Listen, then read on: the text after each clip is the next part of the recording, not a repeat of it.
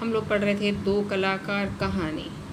तो चित्रा विदेश जाने की तैयारी कर रही है, अरुणा उसकी मदद कर रही है। यहाँ उसका दुख भी उजागर हुआ है कि पता ही नहीं चला 6 साल कैसे साथ रहे, और यह सोचा भी नहीं था कि हमें अलग भी होना पड़ेगा। इससे पता चल रहा कि दोनों बहुत ही घनिष्ठ सखी थी। यहाँ ये भी उजागर हुआ है कि सारा हौसल की मित्रता को ईर्ष्या की दृष्टि से देखता था। तो अरुणा उसकी तैयारी कर रही है, सामान इत्यादि सब कुछ बांध रही है उसकी, और चित्रा कहीं गई हुई है। 3 बज गए, अभी तक लौटी नहीं थी। 5 बजे की गाड़ी थी, वो झुंझला भी रही थी, कब तक क्यों नहीं आई, बहुत देर हो गया। तो अचानक चित्रा आती है और उसने बताया अपने देर होने का कारण। उसने कहा कि गर्ग स्टोर के सामने पेड़ के नीचे अक्सर एक भिखारिन बैठा करती थी ना, तो लौटी तो देखा कि वहाँ मरी पड़ी है और उनके 2 बच्चे जो थे उसके सूखे शरीर से चिपक कर रो रहे थे। यह दृश्य उसने बताया, और उसने कहा कि मैं रुक गई और एक रफ पर स्केच बनाने लगी ताकि आगे चलकर मैं उस पर कुछ अपनी पेंटिंग बना सकूं। इस प्रकार से सारी तैयारी हो गई। चित्रा जाने वाली थी, 4:30 बज गए थे। फाटक पर, हॉस्टल के फाटक पर आएगी, सभी सखियाँ उसे छोड़ने आए, किंतु अरुणा का कहीं पता नहीं था। वह रेलवे स्टेशन चलेगी और वहाँ भी 5 बज गए, रेल चढ़ पड़ी, लेकिन अरुणा वहाँ नहीं आती। यानी 2 पक्की सहेलियाँ, किंतु जाते वक्त उनकी मुलाकात नहीं हुई। अब चित्रा के बारे में यह हुआ कि वह विदेश गई और अपने तन मन से अपने काम में जुट गई। उसका लगन और निखार भी देखा गया, उसकी चित्रकला की धूम मच गई, और भिखारिन और 2 बच्चे का जो चित्र था, अनाथ नाम से वो चित्र बनाई, और पूरे विदेश में हर जगह प्रसिद्ध हुआ, देश में भी प्रसिद्ध हुआ। इस तरह से नाम, पैसा इत्यादि उसने बहुत कमाया। अरुणा के साथ अब उसका विशेष को संपर्क नहीं था। कहा गया है कि पिछले 1 साल में तो उसे यह भी नहीं मालूम कि वह कहाँ है। यानी अब पत्र व्यवहार इत्यादि भी क्या हो गया था, बिल्कुल बंद हो गया था। 3 साल बाद जब वह भारत लौटी तो उसका बहुत स्वागत हुआ। किसका स्वागत हुआ? चित्रा का। और उसकी चित्रों की प्रदर्शनी भी लगाई गई, अखबार इत्यादि में उसके आर्टिकल्स इत्यादि छपते रहते थे, तो काफ़ी नाम हो गया था चित्रा का। अब उसके चित्रों की प्रदर्शनी लगाई गई थी और उसके उद्घाटन के लिए चित्रा को ही बुलाया गया था। तो इस तरह से हम लोग देखते हैं कि चित्रा के बारे में तो जान गए, लेकिन अरुणा का क्या हुआ, आइए इस पेज नंबर 68 पे हम लोग देखते हैं। उस प्रदर्शनी में बहुत लोग आए हुए थे। अचानक भीड़ में से चिड़ती एक आवाज़ सुनाई पड़ती है, ओके, और रूनी। वहाँ पर वो चित्रकला को देखने के लिए अरुणा भी आई थी। इस तरह से चित्रा और अरुणा की मुलाकात होती है। चित्रा एकदम से चौंक जाती है कि जिसे चित्र से इतना चिढ़ था वो चित्र की प्रदर्शनी देखने आई है, ये कैसे हो सकता है। अरुणा के साथ 2 बहुत प्यारे प्यारे बच्चे थे। कहा जा रहा है कि एक लड़का जिसकी उम्र 10 साल और एक लड़की कोई 8 साल। पूछने पर उसने बताया कि उसी के बच्चे हैं। उसने बच्चों को कहा कि मौसी, चित्रा मौसी है, इसे अभिवादन करने के लिए कहा, नमस्ते करने के लिए कहा। उसे देख करके चित्रा बिल्कुल अवाक थी। यहाँ एक सुधार आप कर लेंगे, ये अपाक नहीं अवाक है। अवाक मतलब हैरान हो जाना, स्पीचलेस, कोई शब्द ना निकलना, इस तरह का हैरान। तो उसे समझ में नहीं आया कि कौन है। खैर, चित्र जो प्रदर्शनी थी सभी चित्र देख रहे थे साथ में। अब उसका विवाह हो गया था। उसने अपने बच्चे ही बताया उसे, ये 2 उसके बच्चे हैं, यानी जो उसका मंगेतर था उसके साथ उसका विवाह हो गया था। और बच्चों को चित्र दिखा रही थी। यहाँ देखिए, बच्चों जो अनाथ नाम से जो चित्र था उसी को देख रहे थे, और बच्चों ने पूछा, ये बच्चे रो क्यों रहे मौसी? तस्वीर को उसने ध्यान से देखा। बालिका ने पूछा, इसकी माँ मर गई है, देखती नहीं मरी पड़ी है। इस तरह से बातचीत हो रहा है, और बच्चे उस चित्र को देखकर बहुत करुण भाव से भर गए थे।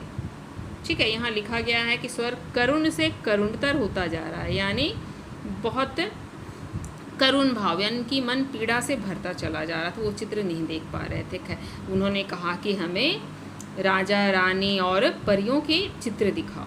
तो ये बच्चों की मानसिकता जो है, स्वाभाविक मानसिकता, चाइल्ड साइकोलॉजी भी निकल कर आ रहा है कि बच्चे जो हैं बहुत करुण भाव की चीज़ उन्हें नहीं अच्छा लगता। उन्हें बहुत ही मन को मुग्ध करने वाली रोमांचकारी चीज़ें अच्छी लगती हैं, परियों की, पशु पक्षी इत्यादि। तो ये जो होते हैं ना सुनहरे सपने जैसी चीज़ें अच्छी लगती हैं, तो उन्हें वो चित्र बिल्कुल नहीं अच्छा लगा था। खैर जो भी हो, अरुणा ने बच्चों को अपने पति के साथ भेजा और चित्रा के साथ वहाँ समय बिता रहे थे। चित्रा को लेकर आने वाली थी। इस बात के बाद वो उनमें बातचीत छिड़ती है। वो फिर पूछती है कि सच बता, ये बच्चे किसके हैं, क्योंकि उसे यकीन नहीं हो रहा था, क्योंकि उससे गए तो 3 साल हो रहे थे और बच्चे एक 10 साल का, एक 8 साल के बच्चे इसके कैसे हो सकते हैं। उसके बहुत जोड़ देने पर उसने क्या किया, उस विकारीन वाली चित्र यानी अनाथ नाम के जो चित्र था उस पर उंगली रखकर उसने बोला कि ये वे दोनों बच्चे हैं। चित्रा बहुत हैरान थी। उसने पूछा, क्या सोच रही हो चित्रा? कुछ नहीं, मैं सोच रही थी कि, और फिर उसके मुंह से कोई शब्द नहीं निकला। तो कहानी में हम लोग देखते हैं, ये समझ में आ रहा है कि जब चित्रा विदेश जा रही थी तो अरुणा वहाँ नहीं आई।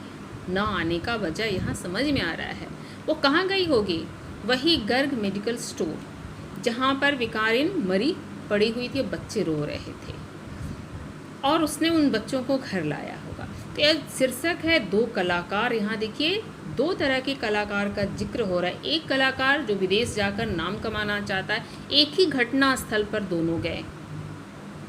चित्रा गई, उसने अपनी चित्रकला के लिए मॉडल वहाँ तलाशा और उसी मॉडल को आधार बनाकर, चित्र बनाकर उसने दुनिया में नाम कमाया, शोहरत कमाई। उसमें उसका व्यक्तिगत लाभ जो उसका लक्ष्य था वो पूरा कर लिया।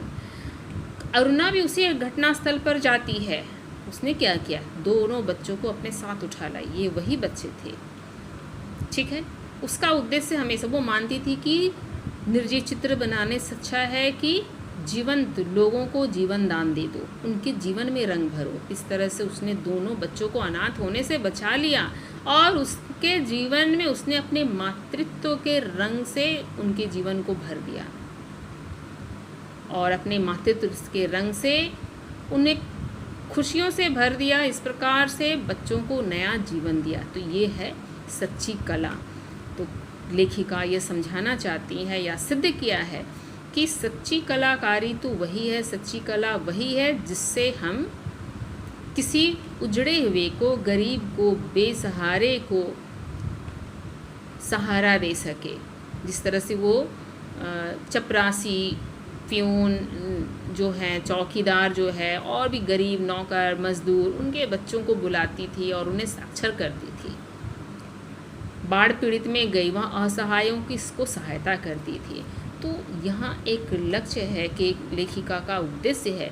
यदि हम समाज में देखें तो हमारा जो समाज है, ये सृष्टि है, वो है ये संसार जो बहुत खूबसूरत है, लेकिन उसमें 2 रंग हैं।